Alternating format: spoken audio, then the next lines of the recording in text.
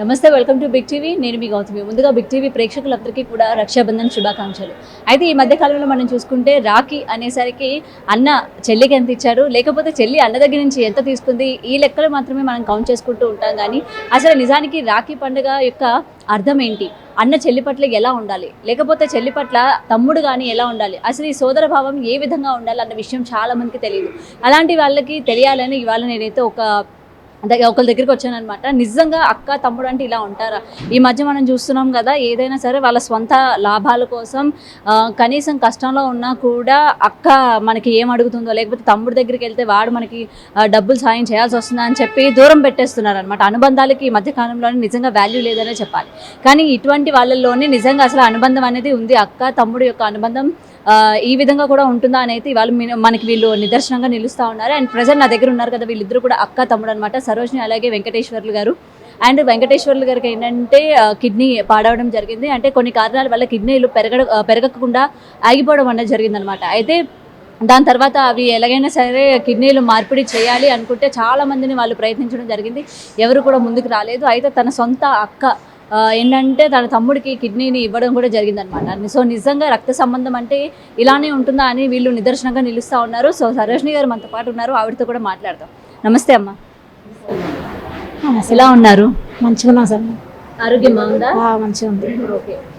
నిజంగా ఇవాళ విలువలకి, అసలు మానవ సంబంధాలకి విలువలు లేని టైం అనమాట. ఒక అక్కకి, మీరు అక్క మీ తమ్ముడికి అసలు కిడ్నీ ఇవ్వాలి అని మీకు ఆలోచన ఎలా వచ్చింది, ఏంటి? మా తమ్ముడు మంచిగా ఉండాలనుకున్నాం మేడం. ఇప్పటికైనా జీవితంలో మేము అందరం మంచిగా ఉండాలనుకున్నాం. ఆలోచన మేము నలుగురం ఉన్నాం. మాకు అన్నయ్య, నేను, చెల్లి, తమ్ముడైనా మేము నలుగురం ఉన్న రోజు మంచిగా ఉండాలని అనుకున్నాం. గందే మా కుటుంబంలో మంచిగా ఉండాలని అనుకున్నాం, అందరం అనుకున్నాం. నేను ఇస్తా అని ముందుకు వచ్చిన. అడిగారా మిమ్మల్ని? మా అమ్మలో ఏం అడగాల, నేనే నిర్ణయించుకున్నా. మా తమ్ముడికి ఇట్లా ఆపరేషన్ అని తెలిసింది, ఇట్లా డయాలసిస్ పెట్టాలంట ఇవంతా అని చేసిండు, ఫోన్ చేసిండు. ఎందుకు బాధపడతా, ఏడుస్తుండు, బాగా ఏడుస్తుండు. ఎందుకురా నేనున్నగా, నేను ఇస్తాలే అన్న. నేను ఇస్తా, నీకు ఏం బాధ లేదు, నేను ఉన్న రోజులు నేను కాపాడుకుంటలే అని ఇచ్చేస్తాని మాట ఇచ్చేసిన.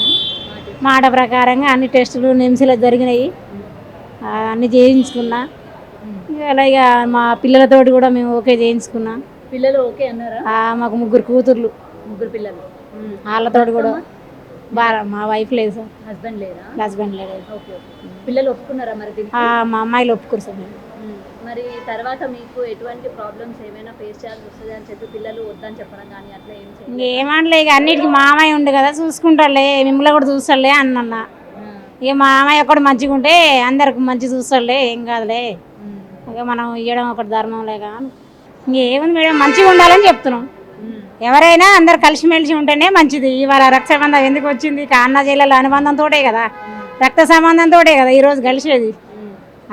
అందుకోసం మంచిగా ఉండాలని ఆలోచించుకున్నాం. అందరూ మంచిగా ఉంటే మనం మంచిగా ఉంటాం. ఇంకా అదే అట్లా అని ఆలోచించుకునే మేము ఇట్లా చేసిన, నిర్ణయించుకున్నాను నేను. ఇక అన్నిటికీ ఇక దేవుడే ఉన్నాడు, అన్నిటికీ ఆ దేవుడే ఉండు మేడం. ఇక అన్నిటికీ మా పిల్లలకు ఆయన పిల్లలకైనా అన్నిటి దేవుడు ఉండబట్టే నేను ముందుకు నడిచిన. దేవుడు లేనిదైతే ఏం నడవలేం కదా.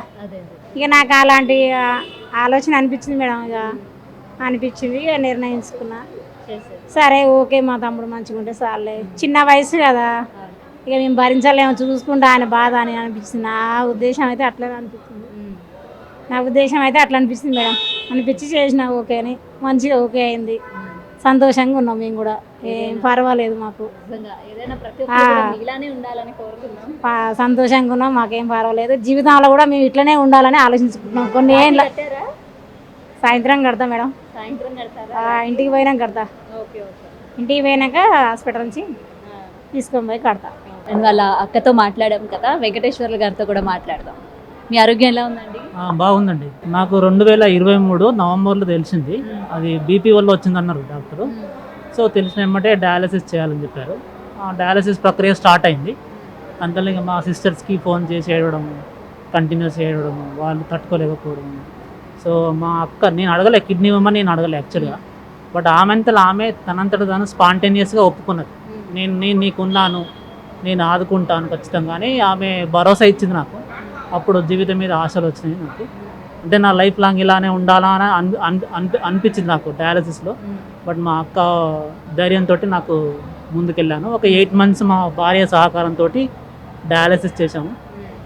తర్వాత మా సిస్టర్ ఇంట్లో అందరితో ఒప్పించుకొని కిమ్స్ హాస్పిటల్లో ఈ నెల 1st తారీఖు ఆపరేషన్ కంప్లీట్ అయింది. ఇప్పుడు మంచిగానే ఉన్నాం. మా అక్క నాకు ఒక జన్మనిచ్చింది అనుకోవాలి. ఈ వయసులో కూడా మాకు 50 years ఉంటాయి. 50 yearsలో కూడా ఫిట్గా ఉండి ఇంకొకరికి జన్మనిచ్చిందంటే అది ఇదొక నిజంగా అదృష్టంగా భావిస్తాను. ఇప్పుడు మా అమ్మ లేని లోటు ఆమె నాకు తీర్చిందని నేను అనుకుంటున్నా. ఫ్యూచర్లో కూడా ఆమెను మంచిగా చూసుకుంటాం లేదని. రాఖీ పండుగ కదా, ఏమి ఇస్తున్నారు మీ అక్కకి? మా అక్కే నాకు గిఫ్ట్గా ఇచ్చింది కిడ్నీ. నేను నా ప్రేమని ఇవ్వాలి, అంతమించి నేను ప్రేమగా చూసుకోవాలని. అంతే లైఫ్ లాంగ్ వాళ్ళని ప్రేమగా చూసుకోవాలని నేను అనుకుంటున్నాను. అంటే ప్రజెంట్ సిచ్యువేషన్ ఎలా ఉందంటే ఏదైనా ప్రాబ్లం వస్తే దానికి అనుకూలంగా ఎవరు స్పందించట్లేరు. దానికి పైన మళ్ళీ మాటలు అనడం కానీ అట్లయింది ఇట్లయింది అనడం కానీ దానికి ఏదో సొల్యూషన్ ఆలోచించట్లేదు. రియల్గా హెల్ప్ చేస్తానని ముందుకు రావట్లేరు ఎవరు కూడా. ఈ రోజుల్లో అలా ఉండకూడదు. అట్లీస్ట్ నీకు చేతనైతే సహాయం చెయ్యి, లేకుంటే కామ్గా ఉండండి. అంతేగాని వాళ్ళని లేనిపోని మాటలని అదని ఇదని అవన్నీ అనకూడదని నేను అనుకుంటున్నాను. నీకు చేతనైతే సహాయం చెయ్యి. నీ వంతుగా ఏం సహాయం చేయదలుచుకుంటున్నావు ఆ సహాయం చేసేసేయి. వాళ్ళు అడగకుండా ముందే చేసేసేయి. అది నేను చెప్పదలుచు. థ్యాంక్ యూ అండి. Thank you very much. And వాళ్ళ వైఫ్ కూడా ఉన్నారు. ఇప్పుడు మీరు హ్యాపీయా?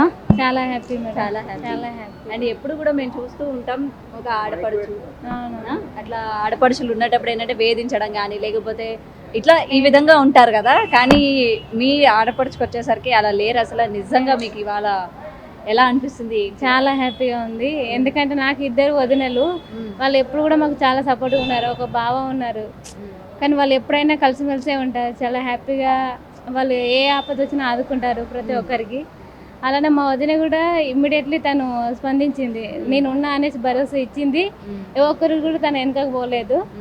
అలానే తన మాట నేర్చుకుంది.